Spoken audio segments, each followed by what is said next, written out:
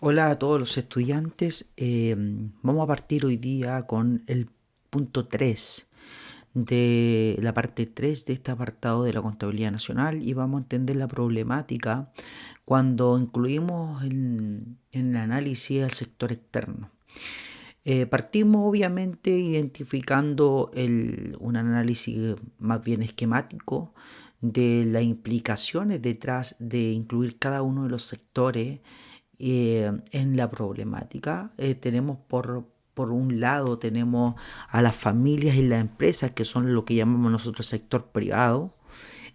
Por el otro lado tenemos el sector gobierno que le llamamos sector público. Tenemos al resto del mundo que obviamente le llamamos el sector externo, señor, el sector del resto del mundo. Lo importante de este sector externo que la manera en cómo interactúan los mercados a través de dos vías principalmente. La primera vía en cómo interactúa es que primero que todo tenemos las exportaciones netas, que son simplemente las exportaciones menos las importaciones. Entonces, la interacción es hacia el mercado de bienes y servicios a través de la exportación de bienes y servicios, exportaciones netas que le llamamos nosotros. Eh, Luego, posteriormente, podemos ver en el análisis que tenemos por otro lado el mercado o el resto del mundo o el sector externo también se relaciona con el mercado financiero a través obviamente de la parte de los créditos externos, en donde el mercado financiero para financiar ciertas inversiones solicita al resto del mundo lo que llamamos capitales. Entonces, el resto del mundo tiene dos implicancias, una implicancia de carácter financiero y otra implicancia de carácter, obviamente, podríamos llamarle de carácter de consumo de bienes y servicios o con respecto a los bienes y servicios de una economía. Ahora, todos los demás otros factores siguen manteniéndose en la misma idea que teníamos en el apartado anterior. Bueno, las familias se relacionan con el mercado de bienes y servicios a través del consumo. Obviamente las empresas producen ciertos bienes y servicios que entregan al mercado de bienes y servicios, pero también entregan ingresos a las familias, obviamente a través del pago de esos factores productivos que las familias le entregan. Obviamente la familia con el ingreso recibido pueden realizar dos acciones principalmente. Una es el consumo, el otro es el ahorro, pero esas dos medidas van a estar condicionadas al sector público. ¿Por qué? Porque el sector público del ingreso que recibe la familia extrae por un lado impuestos, pero a la vez también entrega algunas transferencias a cierto grupo de la familia en términos de bonos y en términos de asignaciones monetarias para la familia. Entonces, frente a ese contexto, a esa problemática, nosotros podemos identificar las especificaciones, digamos, de las cuentas o las especificaciones, podríamos llamarle, de ecuaciones que se debiesen cumplir bajo la condición de que tenemos el sector externo en la problemática. Primero que todo, como ya le hemos dicho hace bastante tiempo, la condición inicial que se debe cumplir es que la demanda agregada, también el gasto agregado, es igual al ingreso y es igual al producto. Y eso debe ocurrir innegablemente en una condición de equilibrio en una economía. Entonces la demanda agregada vamos a tener considerado o el gasto agregado como el gasto en consumo, el gasto en inversión, el gasto en gasto público y en exportaciones netas, que son exportaciones menos las importaciones que hay en la economía. ¿Cierto? Lo que sabemos nosotros es que el consumo, en cambio, tiene ciertas características y ese consumo lo habíamos definido en los apartados anteriores. Veámoslo. El consumo acá es igual al ingreso menos los pagos de impuestos más las transferencias menos el ahorro. Eso habíamos identificado que era el consumo. ¿Sí? ¿Y de dónde salió eso? Obviamente de todo, puede revisar el apartado anterior del sector gobierno, en donde podemos identificar el consumo de esa manera. Entonces lo que simplemente hice acá fue reemplazar esa condición de consumo del apartado anterior en el consumo. Mantuvimos la inversión, mantuvimos el gasto, las exportaciones menos las importaciones, que son los otros sectores que influyen sobre la producción de bienes y servicios, ¿cierto? Entonces, este ingreso pasa hacia el otro lado de forma negativa y se resta con este ingreso. Entonces queda cero en este lado izquierdo de la ecuación y obviamente baja el impuesto negativo, las transferencias, el ahorro, la inversión, el gasto y las exportaciones netas. Hacemos un reordenamiento a esta problemática en donde vamos a tener todo del sector público. Esto es el sector público, está todo reunido. Esto es el sector privado, lo tenemos reunido, es decir, aquí tenemos la inversión y obviamente el ahorro. Estos dos que pertenecen al sector privado los reunimos aquí con paréntesis para poder identificar cada sector, y las exportaciones menos importaciones, que son el sector externo de la economía. Entonces, haciendo un reordenamiento, también podríamos alternativamente escribirlo de esta manera. Cualquiera de los dos es válido. Lo que me gusta de esta manera es que permite identificar claramente cada uno de los sectores y obviamente el estado de los sectores, si están en un estado de déficit o superávit del sector, ¿sí? ¿Por qué? Porque acá tenemos las transferencias y el gasto, que son salidas de parte del Estado, y estos son impuestos que son entradas de parte del Estado. Aquí tenemos salidas del sector privado, que es la inversión, y esto es entrada del sector privado, que es los ahorros. Esto es salida de bienes y servicios del sector externo, y esto es entrada del sector externo de bienes y servicios.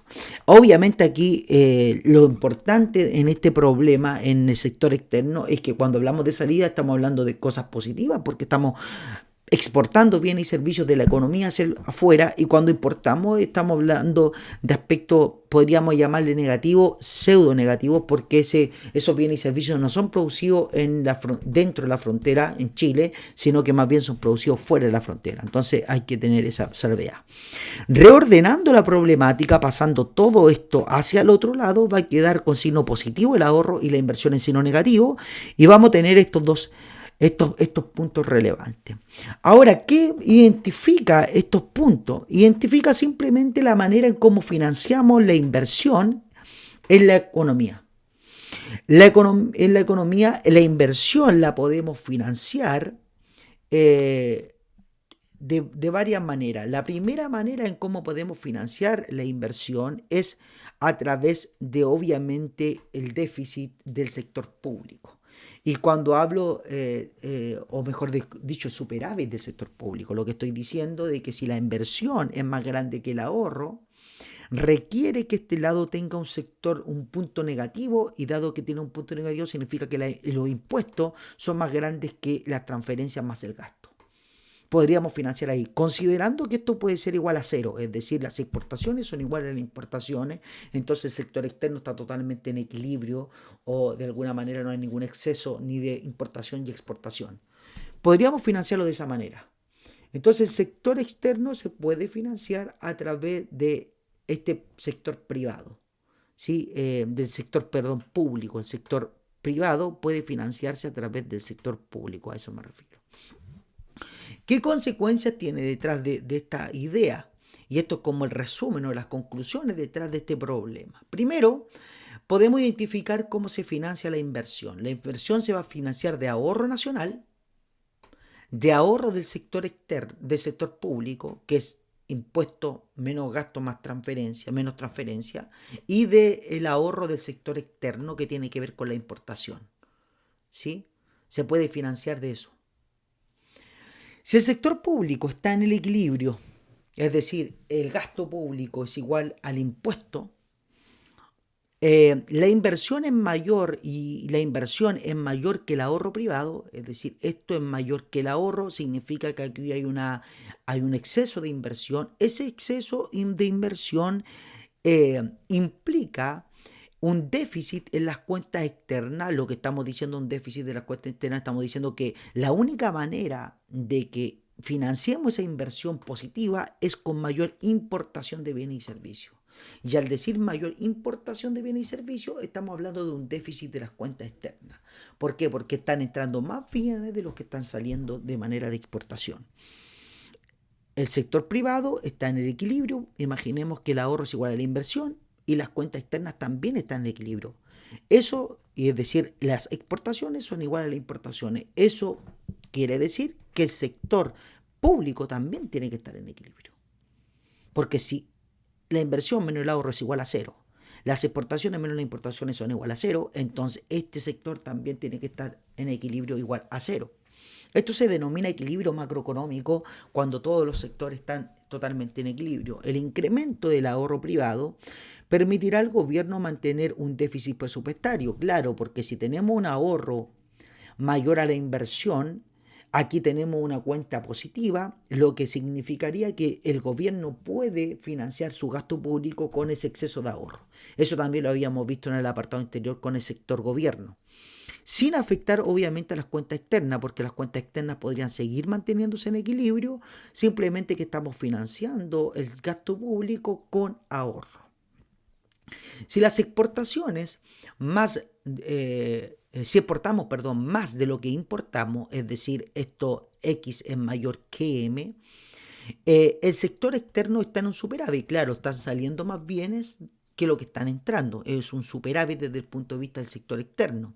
Esto permitiría soportar superávit privados y públicos hasta el monto del superávit externo. Es decir, si las exportaciones son más grandes que las importaciones, en la ecuación acá esto es positivo, y si es positivo significa que podemos soportar transferencias positivas y podemos identificar también ahorros positivos. Es decir, eh, la ecuación o eh, mientras que podamos mantener el equilibrio en términos de la ecuación, podemos soportar ciertos grados de superávit en los otros sectores si tenemos superávit en el sector externo.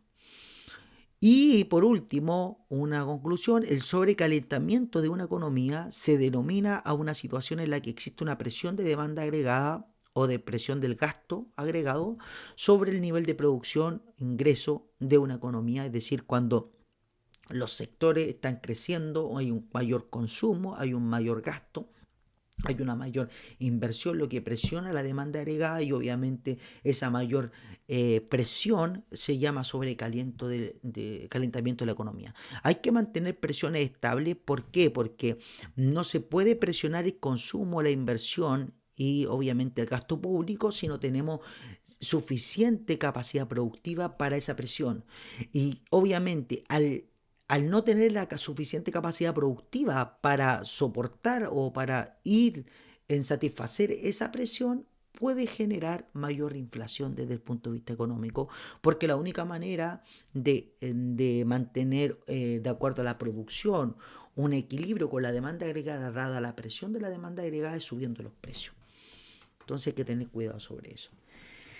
Eso sería todo con respecto a este apartado que tiene que ver con el sector externo. Espero que haya quedado claro. Obviamente en las clases sincrónicas se abrir espacio para la discusión y para las preguntas de parte de ustedes. Un abrazo y espero que estén muy bien.